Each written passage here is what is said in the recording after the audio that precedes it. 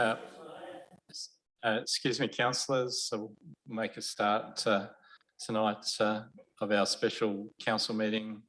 Welcome members in the gallery, council members, council staff, and yeah, it's good that we're all here tonight. I'd like to acknowledge this land that we meet on today as traditional lands for the Kaurna people, and that we respect their spiritual relationship with their country. We also acknowledge the Kaurna people as the custodians of the Greater Adelaide region, and that their cultural and heritage beliefs are still important to living Kaurna people today. I believe Councillor Little is on leave of absence. I haven't heard from Councillor Shanks, but apart from that, all councillors are here. Any motions to grant leave of absence? None. Deputations. We've got Mr. Tooley here tonight to give us a deputation. So I'll ask Mr. Tooley to come forward and give his deputation. Thank you.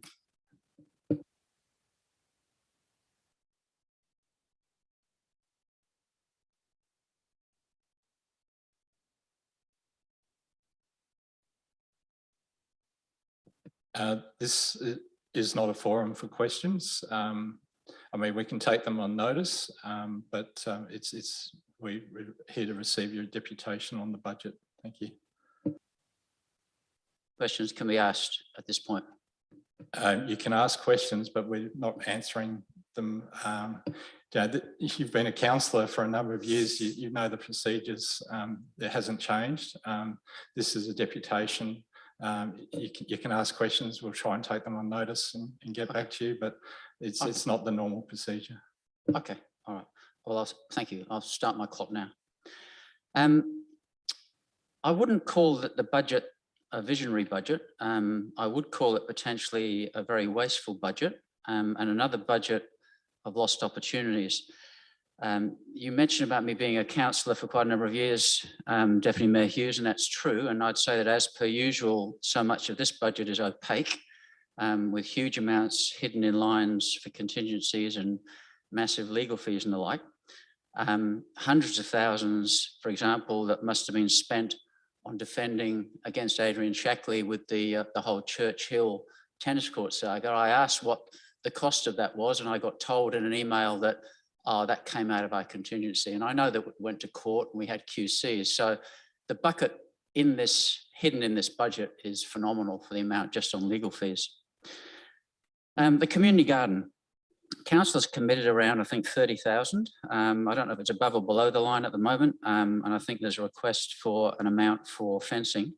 And I noticed in the IES committee that there was a request for about 250,000. Now, I pushed for a community garden. In fact, it was me that got the ball rolling. I got the motions passed so that we actually got some policy so that we could do this. And I'm a very, very strong advocate for community gardens. But I'm not an advocate for very expensive community gardens or ones that are in remote areas. And I commend Debbie and her group. I think they've done a fantastic job working on the policy. I just think it's very sad they got given misinformation. Originally, Debbie and the group did have Goose Island as their first priority, but they were told by staff here that Goose Island wouldn't be satisfactory because you can't build on a floodplain. Now, we know that that is an absolute nonsense. For example, most of Clonlea, Dead Man's Pass, Reed Park are built on floodplains and they flood, and we have infrastructure there. The Caravan Park with its new $200,000 plus shedding is on the floodplain. The pool and the Riverside Sport Area is on the floodplain. Princess Park Showgrounds are on the floodplain. Council also allowed the Salvation Army to build on the floodplain. In fact, if you go to the top of Goose Island and you go to 8th Street and you walk along 8th Street, the southwest corner, which is the best spot for a community garden, is well above the flats that are there and well above some of the brand new builds that are occurring right now on 8th Street.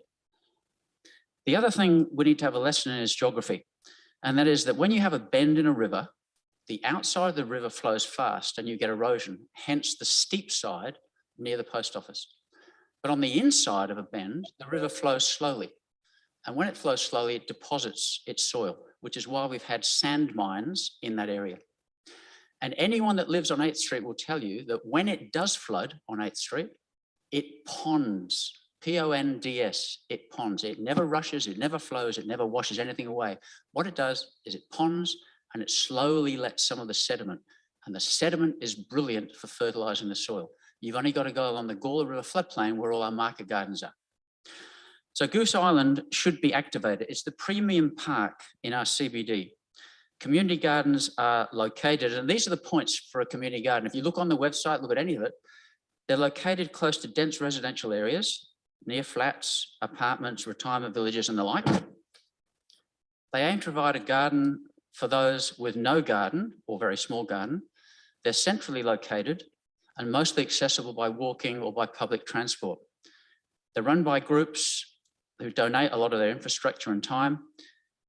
Through working bees, they provide a sense of community. They grow and establish organically over time.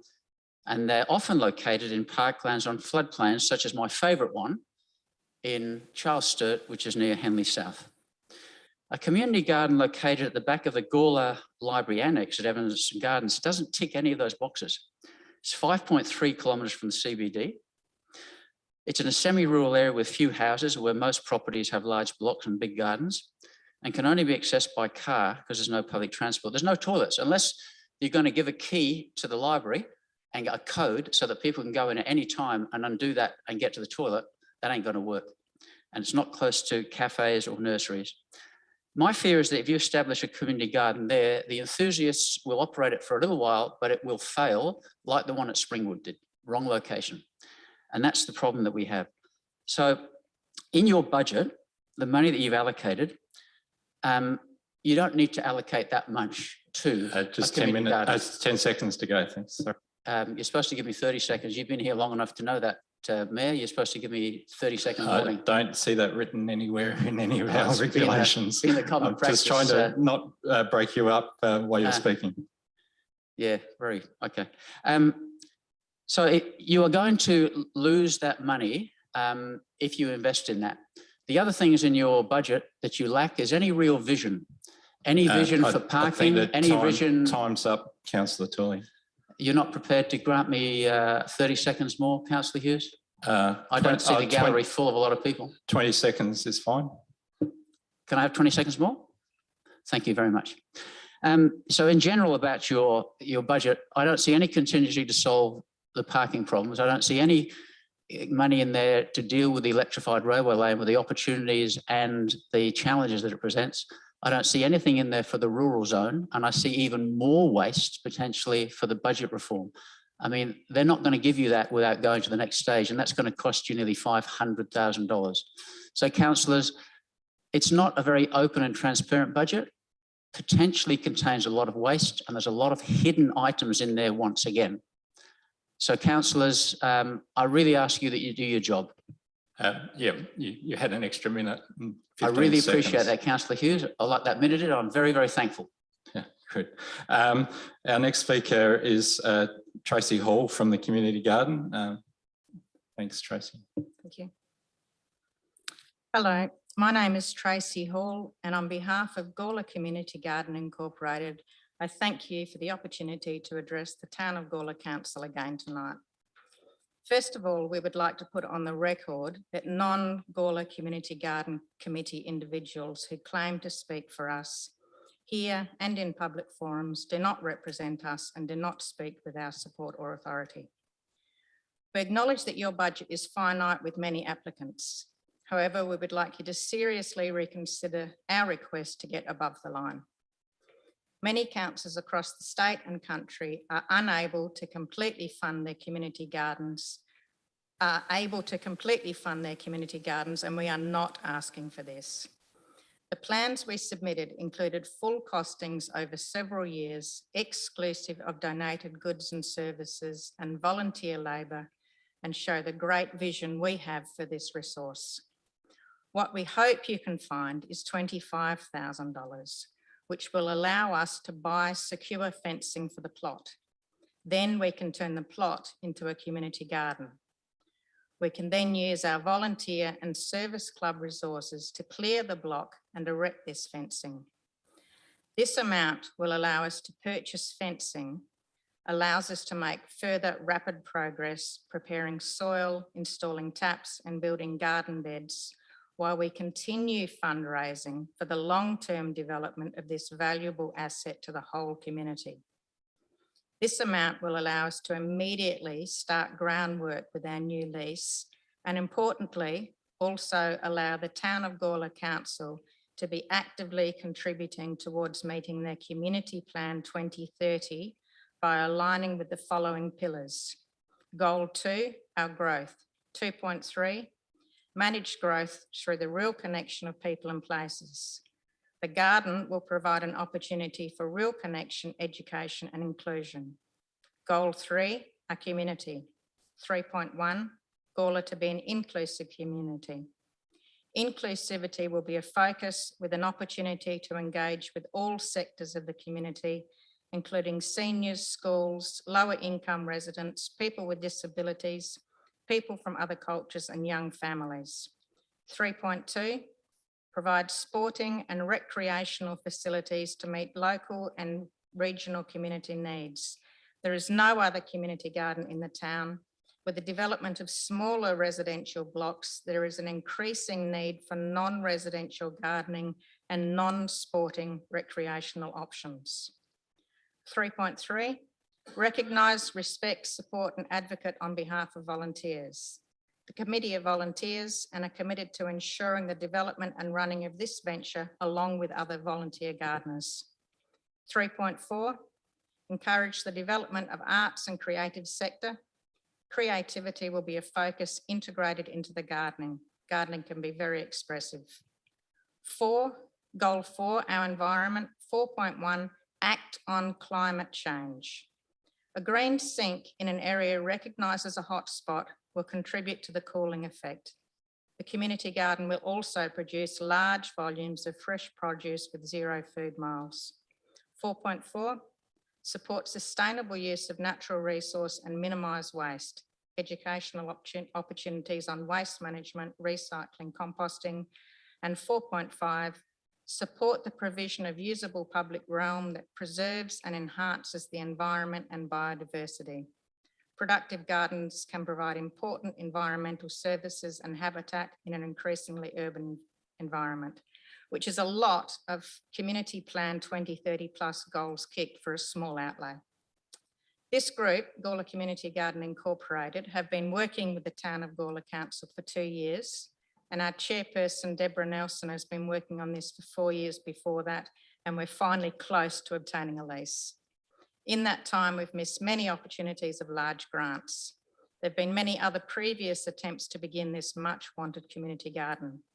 If you are able to reconsider the enormous value of contributing to the establishment of the community garden and move our application of $25,000 to above the line, we can deliver a truly wonderful and productive garden to our long waiting community. Thank you for your consideration. Thanks, Tracy. Just maybe hang around. Is there any questions from councillors to Councillor Koch?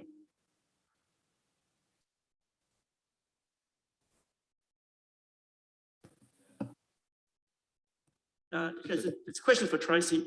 The $25,000, that's to buy the materials, and then you're going to volunteer labour to erect the fence. What about the water? Because the original submission that you gave to the CCS committee talked about connecting to the water and power. So how would you be dealing with the water issue? Down the track, we don't need that initially. Thank you. Water, I had talked earlier asking, wasn't aware of the name, I've forgotten it again, the tapping it off someone else's supply. You knew the name for it last time. Anyway. Yes, so putting in a slave meter, a stop cock, and then a non-return valve. Yeah, thanks, Councillor. Okay, that's fine. Without that, we weren't sure if we would need to supply it from the main road or where or what the cost for that would be, but that's being worked out with our lease. And again, if that's not going to be a major cost for us, then we can get on to water and plant a garden much quicker. So the original budget wasn't allowing for things that we can get at cost, donations, volunteer labour. It was as a grant must be written, should be written using budgets allowing for getting it from market value. Any other questions from councillors? No, thanks very much, Tracy. Thank you very much. I'll move on to declarations of interest. Got Councillor Kosh and Councillor Goldstein. I'll go Councillor Kosh first. I've got two, and it's 6.1.3, item 7.4. It's the Gawler Business Development Group funding agreement, and also 6.1.4, item 7.5, Gawler activation budget 2022-23. And the reason behind that is due to my advocacy around an artisans market in Gawler. So when that comes up, I'll declare that and I'll leave the meeting. Thank you. And thanks, Councillor Kosh and Councillor Goldstein. Yes, mine is item 6.1.5, item 7.6, the community grants. I'm a member of the Gawler and Districts Table Tennis Association, which is one of the grant recipients, so I'll be declaring a conflict. It's just a perceived conflict, and I will be staying in the room and voting on the matter. Thanks, Councillor Goldstein. And Councillor Davies, you've got just a question around whether we'll have quorum when someone leaves. Yeah, I believe so. As long as one person leaves, we'll be right. Otherwise, we may have to, yeah. So Councillor Goldstein staying and Councillor Kosh is leaving the room, so we will have quorum. Thanks for that. We'll move on to 5.1 draft budget public submissions update.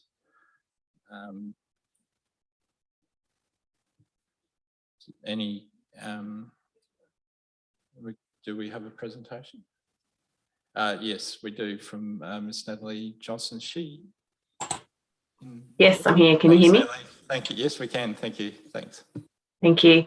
So I'll just give a high-level overview of what was discussed on the last Audit and Risk Committee due to there being a technical glitch with the audio. So you could replay us and see us, but not hear us. So I'm in attendance today with Peter Brass and Peter Fairley-Jones to address any questions that may be raised in relation to the draft budget and namely the general rate increase. So in the Audit and Risk Committee, we did review the annual update to the long-term financial plan as well as the annual budget and business plan. And due to the recent and forecasted increases of inflation, interest rates and fuel costs, as well as building costs, we have recommended a general rate increase of 3.5%. In addition, we recommended that there's a continued review of service levels and continued review of cost savings. The increase in the general rates is also supported today by the RBA's decision to increase the cash rate by 0.5%, with future increases predicted. And we believe that even though it is an election year, it is very important for the town of Gawler to keep up with the rate of inflation, interest rates, and the cost of living in order to make sure that we're financially viable going forward. And an increase of 3.5% this year will mean that if there's an increase next year, it'll be measured rather than having a small increase this year and then having to do a very large increase in the following year. I'll refer to Peter Brass and Peter Fairley-Jones to see if they had any additional comments to make. Yeah, thanks, Natalie. Peter, you've got some comments. Peter Brass, please, first. Yeah.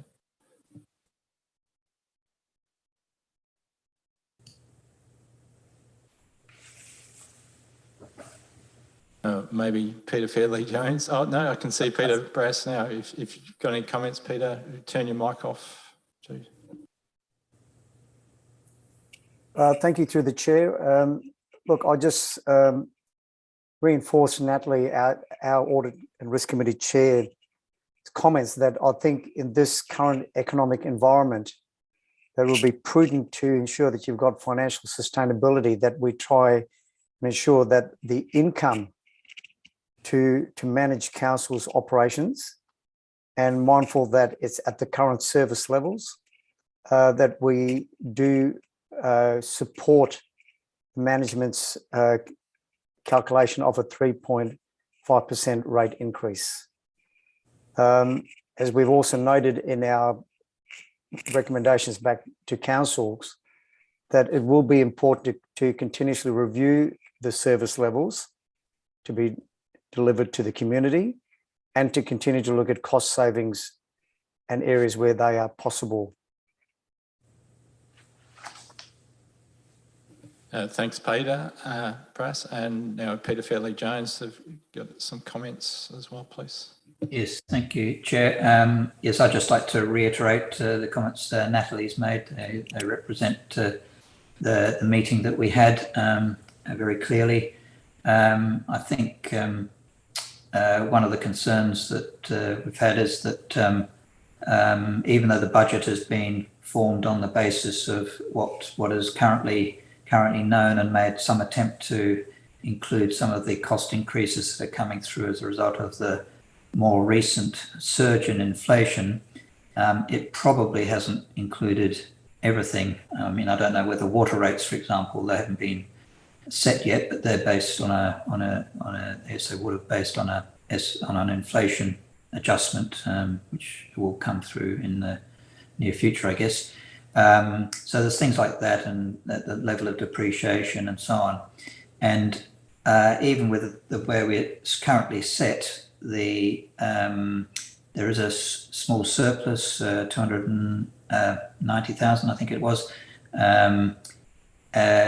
which compares with a similar surplus, about $50,000 less last year, or for the current year, basically.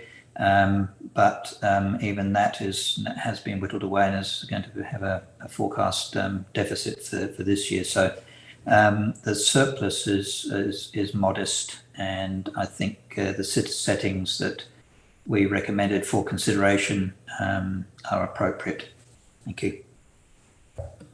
Thanks very much, Peter. I don't know if any of the council staff have got any comments as well, but it is quite a comprehensive report, and we are looking at a CPI around 5%. It's estimated at the moment. Yes, Mr. Horwood. Thank you. Through the chair, as the independent members have noted, they've given a good précis of the robust discussion that was held at the Audit and Risk Committee meeting. And as we've indicated in the report, members, based on the movement in interest rates and inflation, the administration is of the view that we need to set a budget that is reflective of that, because there will be cost increases for council. And as the independent members have referenced, there's a small underlying surplus of 299,000, but I have mentioned in the report, Chair, that there is a number of emerging risks that need to be considered in that regard. So I'm certainly happy to answer any questions that members may have, but the primary purpose of this report has been to table the submissions, hear the submissions, but also, just importantly, give an update of the budget in what is a very fluid economic environment. Thanks, Mr. Horwood. Councillor Kosh, you had a hand up before. Yeah, it's a question to Mr. Horwood. On page, top of page 12, it talks about if we move something from the below the line to the top of the line, above the line, we'd have to, manipulate a bit. I've been quite moved tonight by the community gardens presentation, and I would probably be moving a motion that we move that figure up. But I just want to have a comment from Mr. Horwood, how that would work and whether we could find something that we might be able to shuffle down. Thanks, Mr. Horwood. Yes, through the chair, that comment, Councillor Kosh, on page 12 was really, I guess, referring to the fact that we've prepared a budget based on, I guess, achieving the financial target policies in terms of operating surplus liabilities ratio. So being mindful of that, yes, I was sort of advocating that if members did decide they were wanting to put a certain bid above the line, which would also be increasing the cost to the budget, then council would need to consider what they'd wish to move below the line, noting that at the end of the day, if there's a net increase, then that's obviously a net increase on the budget. You've got to follow on, Chris. Yeah, just to clarify, if we decide tonight to move something above the line, we would then have to consider that later. We don't need to consider what we need to move below the line tonight.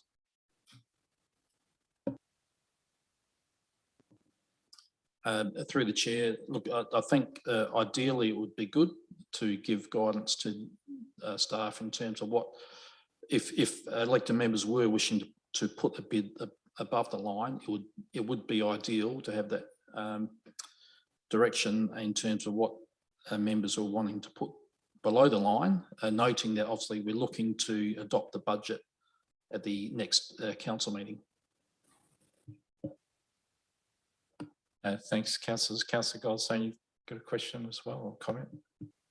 Or just a bit of a comment, if I can. I'm not keen to move stuff from above the line to below the line because we've already had the debate on all those items. But I also understand what Councillor Kosh is saying in supporting the community garden. Another option may be to part fund it rather than the full 25,000. But even then, we'd have to see where that money could come from. So.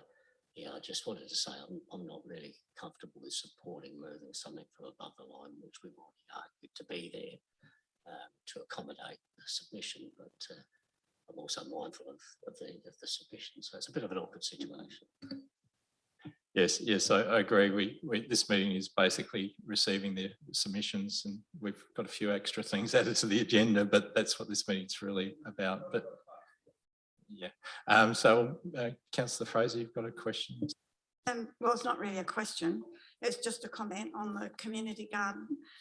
Look, now that they're incorporated and they've nearly got their lease, but they haven't yet, I don't think it's quite been finalised. They should be able to get a grant, like, you know, not tomorrow, but they should be able to put in for some grants and get some grants, especially with sustainability of what a community garden does. I think they would be up there for grants. So I'm not really in fact, as much as I'd like to see it get it started. Those of you that were in council 2010 to 14 with me will know that I tried to get a community garden going over on Goose Island. It was a lot of expense, a lot of testing of soil, and it wasn't suitable. So it was squashed in the end. So, you know, as much as I do think that over where they are, they've got Hillier Park, which has got small blocks. They've got Oleander, which has got small blocks. They're close to a school that could probably incorporate and use the garden as well. They might have a plot in the garden or something like that. So, and there is a bus stop over there. So I do think that that's not such a bad idea. But at the same time, I don't know that I'm actually willing to take it above the line because of our restraints with the budget. But I do think that they'll probably be in a really good position to get a grant within the next 6 months, maybe. Thanks, councillors. Councillor Goldstein. This time. Certainly. The option is always there to review this at the first budget review, wouldn't it? So, you know, maybe that's an option. Yeah.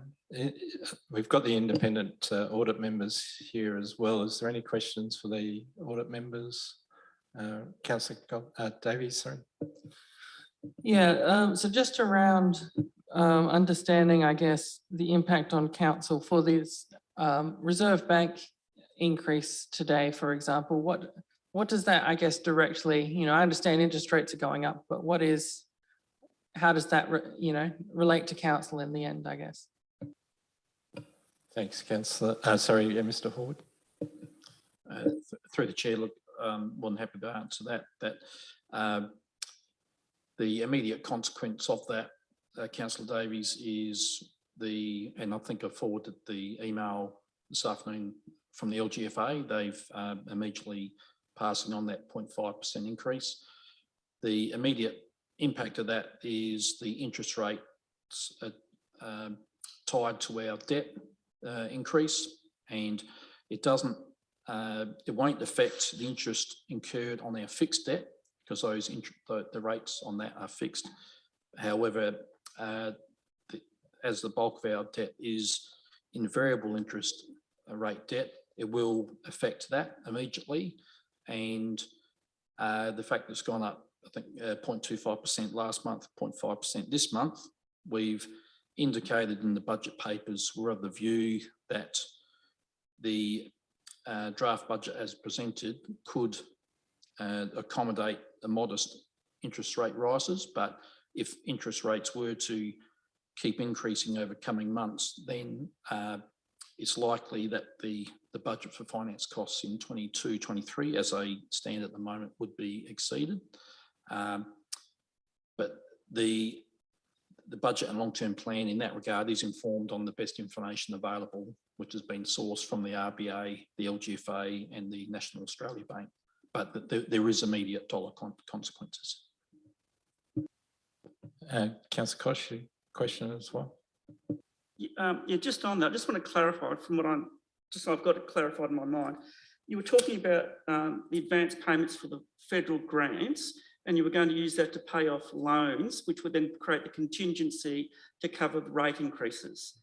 So now that the rate has increased, are we now going to cover off on those? Is that going to be enough contingency? Thanks. Yes, through the chair, yes, as we've noted in the reports tonight, our understanding is the state government grant funding of about 7.4 mil is likely to be paid in full in advance. Now, at this stage, we don't know the exact timing of that. Hence, I haven't made any adjustment to the budget. Hence why I've referenced that the fact that I haven't adjusted the budget does provide a level of contingency, but that contingency will be, I'd suggest, very quickly eroded if interest rates were going to go up every month.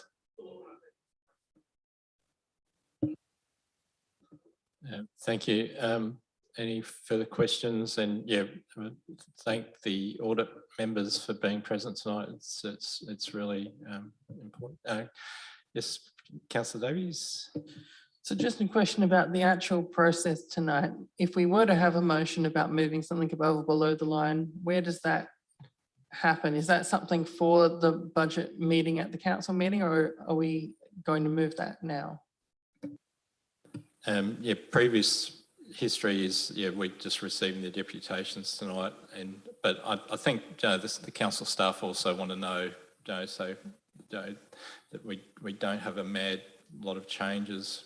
I mean, we normally have a small change maybe at the last budget, but yeah, we try and restrict that. But yeah, it'd be better to have a motion on notice and put it through for finalising the budget. That would be the best procedure tonight. Thanks. And Councillor Goldstone. I'm happy to move the officer's recommendation that's listed if you're ready for that now. Yeah, no, that would be great. Yep, Would you like to speak to it? Just briefly, it's fairly self-explanatory. It would have been nice to keep the rate increase below 3%, but that is what it is, and yeah, happy to move that. Thanks, Councillor Goldstone. Seconder, Councillor Fraser, you'd like to speak? We've had, as usual, many meetings about this. It's been discussed in great length. I think some of the submissions are really good, but unfortunately with interest rates and finance the way it is, I think we really need to stick what we've got in place. Thanks, Councillor Fraser. Councillor Koch. Look, yeah, I'm happy to support it now. Just on the community garden, the presentation tonight clarified some issues for me, that's why I'm happy. I would have been happy to move it above the line, but I completely understand the financial situation we're in particular with the rate increase today.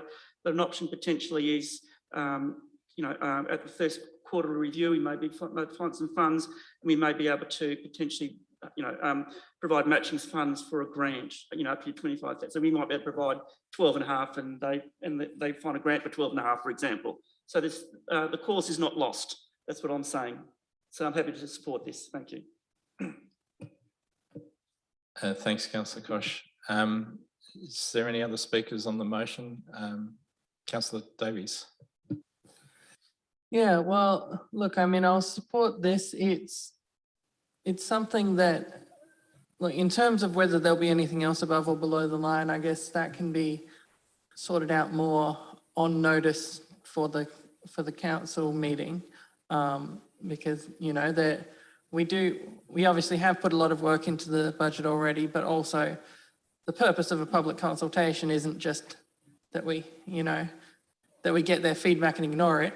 There is a process there where we want to be able to respond to what the community cares about. So, but yeah, if this isn't the motion for that, I'm happy to support this motion, just on the understanding that, it seems like we need to increase the rates because all of the interest and inflation and everything has been, continually increasing. So, yeah. Thanks, Councillor Davies. Any other speakers?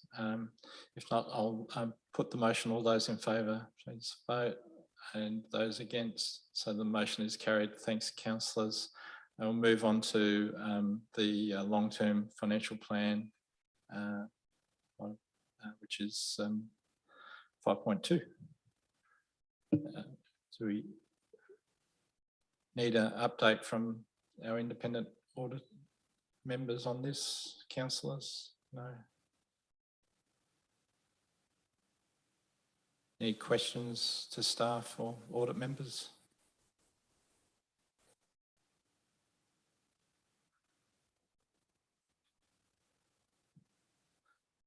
I've actually got a question for the audit members from the chair. One of the predictions is that CPI is sort of predicted to go up to 5 and then maybe drop down to 3% or something like that, which is just in a very short term sort of situation. Do you have any sort of comments on that, or maybe Natalie? Through the chair, not really. I mean, it's just a prediction. We're not sure, the recovery of the economy, et cetera, et cetera. We, at the audit committee, we did have a discussion around how the enterprise agreement, the salaries of the wages are linked to that CPI number, which will have an impact on the financial performance of the council. But apart from that, there was really no other commentary. I'm not sure whether Peter or Peter have anything else to add. Not from me. I think the forecasts are malleable, to say the least, in the future. So I think they're as good as you can get at the moment. It's a very dynamic environment.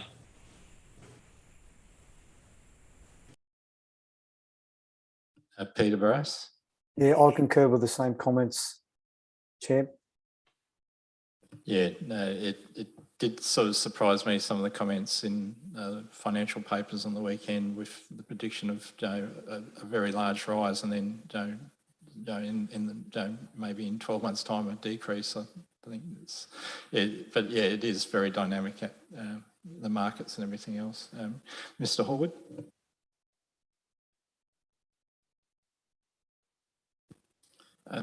Thank you. Through the chair, look, further to what the independent members have said, as you're aware, the long-term plan is reviewed on an annual basis, and as Peter Fairley-Jones said, it is a very fluid environment at the moment with inflation and interest rates. And what we've endeavoured to do is, I guess, in terms of the forecasting for the long-term plan, take into consideration the estimated movements in inflation and in interest rates, again informed by the likes of the RBA, LGFA and NAB forecasts. But as Natalie said, it is currently anticipated, if you said, Chair, that possibly in sort of two to 3 years, the RBA are suggesting inflation will get back to the order of their 2 to 3 target range, but no one's got a crystal ball. And it's a case of doing the annual update of the long-term plan on the best available information at the time, which is what we've endeavoured to do. Thanks, Mr. Horde. Any further questions from councillors? Councillor Fraser. So Councillor Fraser is happy to move the recommendation. Would you like to speak to the motion? Thank you. Councillor Samble, you'd like to second that? Any speakers for or against? Councillor Kosh? Yeah, look, I'm happy to support this because what I do like is the sine wave, how we get our debt down to then create an opportunity to borrow from the next iconic project. So you see that over a number of years. So it's important that we've got that in there. Well done.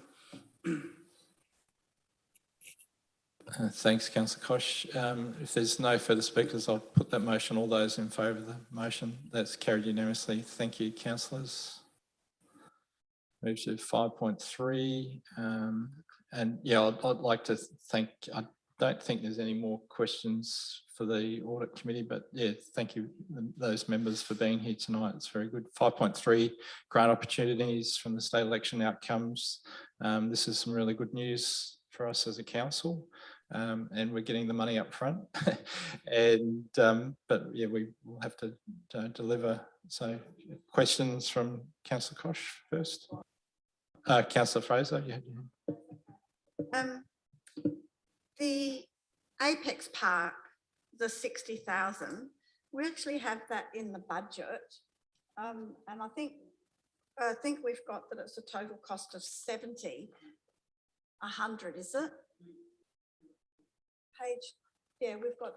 I'll let Councillor Kosh, I'll let Councillor Fraser ask the question, please. Well, that's what I'm saying. In the budget, it's in there as being a total cost of 70, I think it is.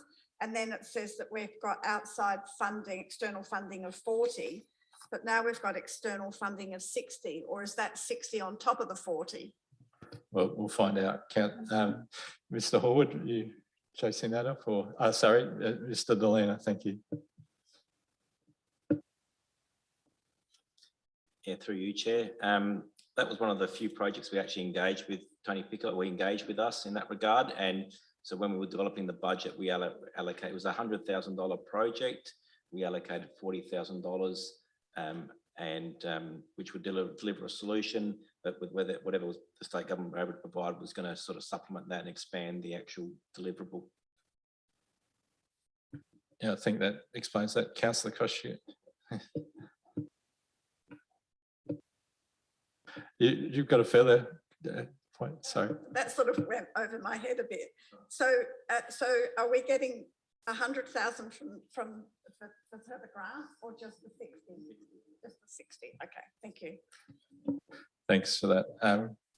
So, Councillor Kosh. Yep, one of the promises is the Blacks Op building, and it's not in our motion. So what's happening there? CEO will respond. That funding has been directed to the community group direct. So that's why it's not on our books. Thank you. And another question, Councillor Fraser, good. Just to understand this, in the summary, A and B, the Reed Reserve and the Tamblin Railway Station, am I to understand that this is not going to happen because of time restraints? So does that mean that we lose that funding, or does it mean that it's just put off? You through the chair to Mr. Delena, thank you. No, I think we're just flagging that the state government have been a bit difficult in the sense of only provided a 2-year time frame in a very, difficult market at the moment to deliver. We're suggesting we'll do everything we can to deliver it in the timeframes and then we'll report accordingly back to them if there's issues associated with being able to deliver that. And bear in mind, there's been no design development done on these projects. So, yeah. Thanks. Another question, Councillor Kosh. Yep, this is on Reed Reserve. It talks about Reed Reserve, playground and amenities. Does the amenities mean a toilet? Amenities.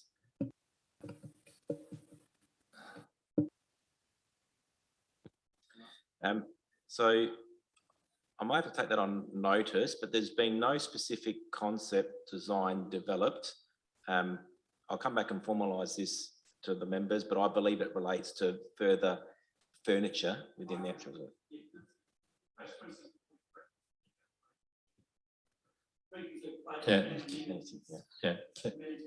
You need to speak into the microphone, so go through the chair. But yeah. Yes, it talks about playground and amenities, and sometimes when you talk about amenities, you think about toilets, but who knows? Yep. Thank you. Any further questions, councillors?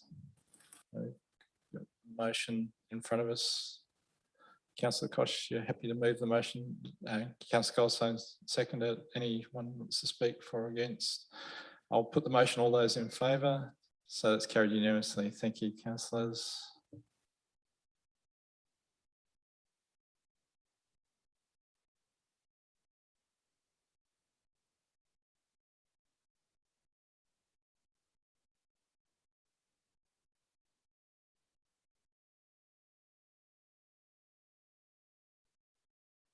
And yeah, we've got Mr. Ian Baldwin.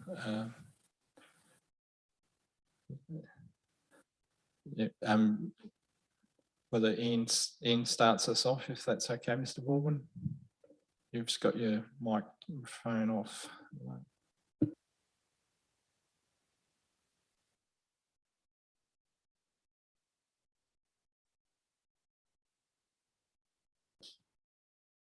Can you hear me, Ian? You've got your microphone off at the moment. That's it. Thanks. Back off now. Apologies.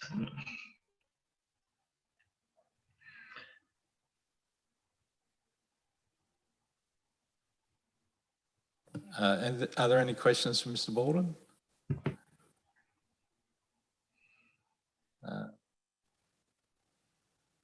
Well, if there's no questions, did you have anything you wanted to say at all? Thank you, Chairman. I perhaps have had the opportunity to read through your office's report, Sam Delina's report, and identify with the recommendation to council. Hopefully the council might move in that direction. There's lots still for the GRFMA to achieve. The strategic plan that is before you, work that we'll do further in relation to long-term planning and also the development of business plans will help the GRFMA pursue activities for the next 10 years or so. And hopefully we can find solutions to flood mitigation in the Gawler River, particularly the lower reaches. Thanks, Mr. Baldwin. No, I'll just double check to make sure there's no other questions, but yeah, thank you very much for zooming in tonight in case there were any queries. But yeah, I found your reports quite easy to read and fairly self-explanatory. So well done on the good reports. Councillors, someone like to move motion? Thanks, Councillor Kosh, seconded by Councillor Vallelonga. Any comments from any members? It is very self-explanatory, and as I said, the reports are very good. So thank you again, Mr. Baldwin, and we'll catch you next time as a GFMA update. Okay, thank you. Thank you. So I'll put the motion. All those in favour of the motion? It's carried unanimously. Thank you, councillors.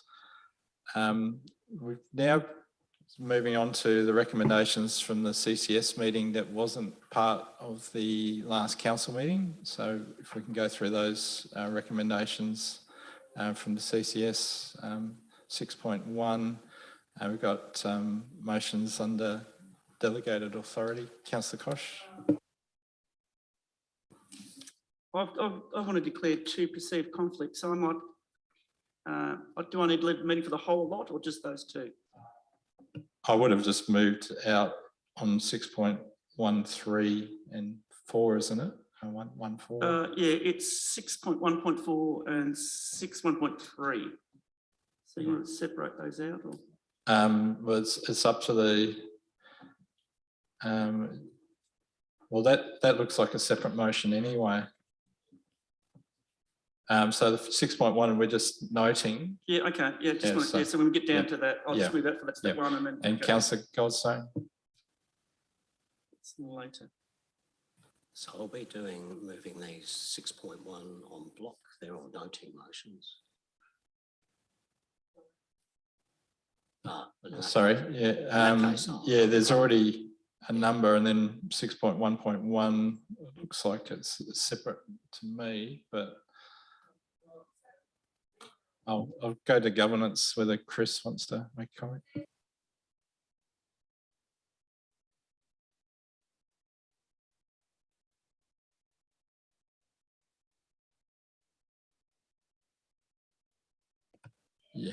Yeah, after that it's separate. So the first one's noting, and then there's a second motion.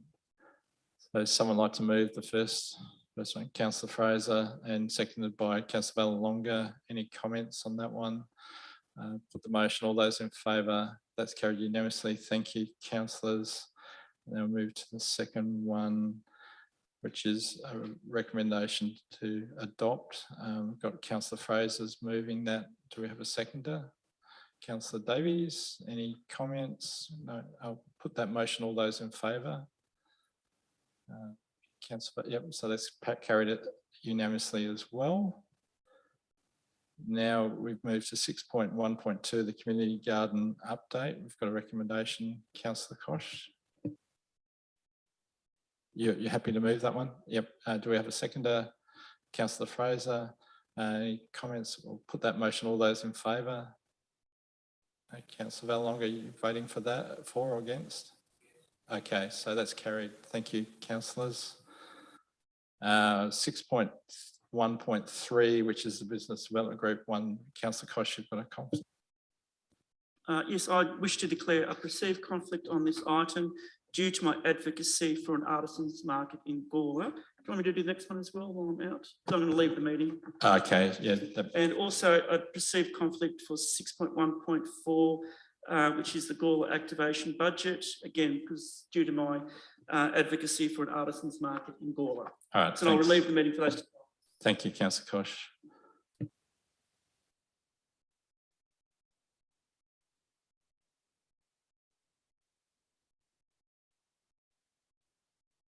So 6.1.3, Gawler Business Development Group.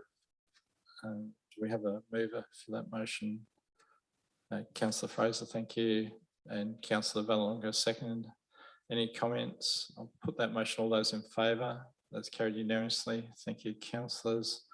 And then 6.1.4, the activation budget. Councillor Fraser moving that, seconded by Councillor Davies. Any comments? Put the motion. All those in favour? Against? So that's carried. Thank you, councillors. And we'll ask for Mr. Councillor Kosh to come back.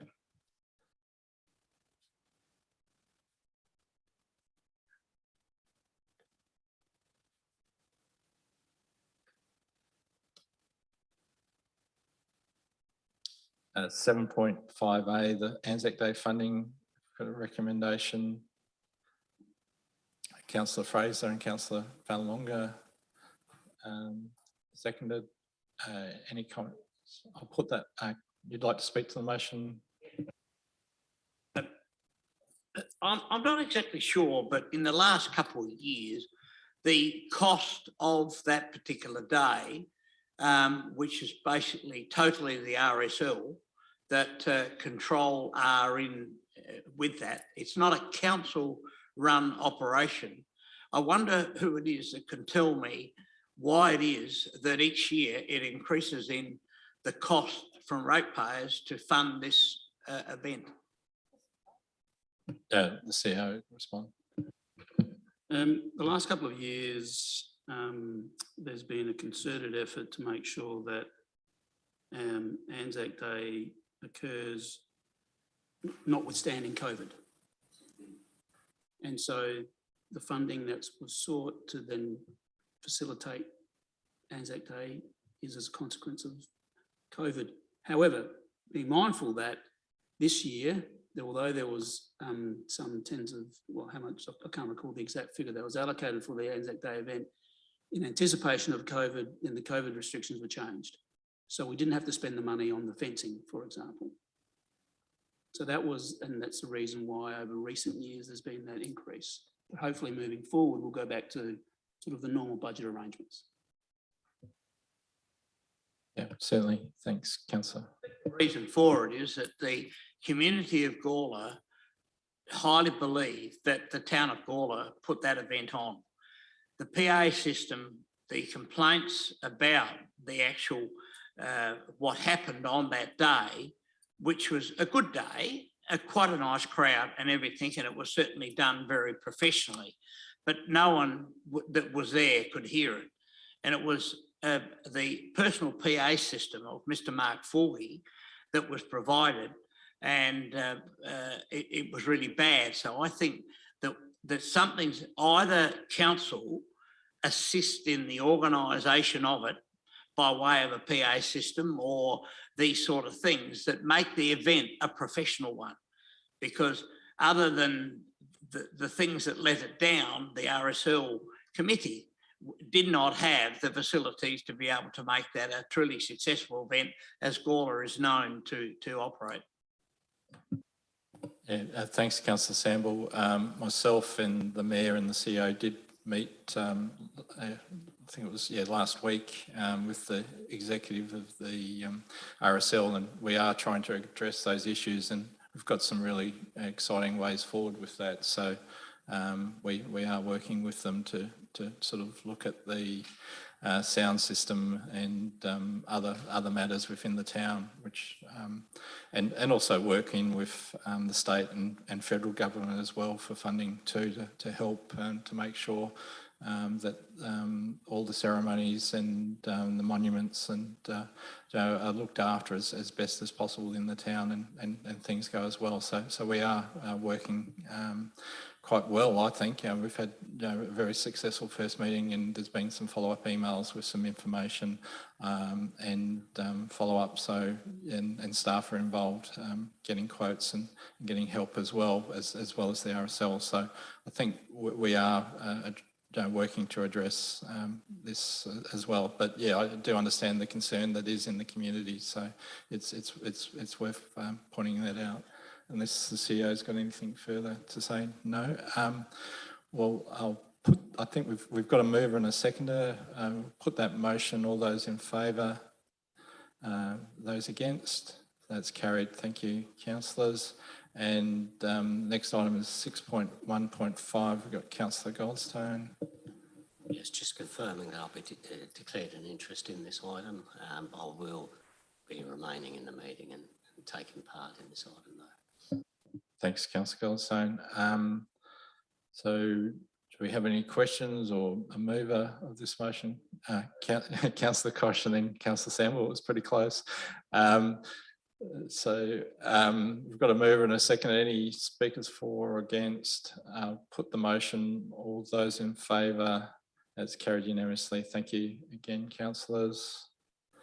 And 6.1.6, the heritage learning on existing infrastructure.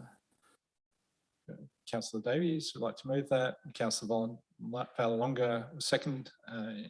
Put that motion. All those in favour. That's carried unanimously as well. Thank you. I think that's that's the end of our meeting. Thank you, councillors. And yeah, also like to thank the fact that we did get those submissions from our community, which I think is really important. When I heard on the radio today that some councils just got barely 2 submissions in writing, and that was Salisbury Council, one of the biggest councils in the state. Yeah, so as a council, we are a lot more engaged with our community than I think some of our other bigger neighbouring councils, which is pretty good to highlight, I think. Okay, I'll close the meeting. Thank you very much again.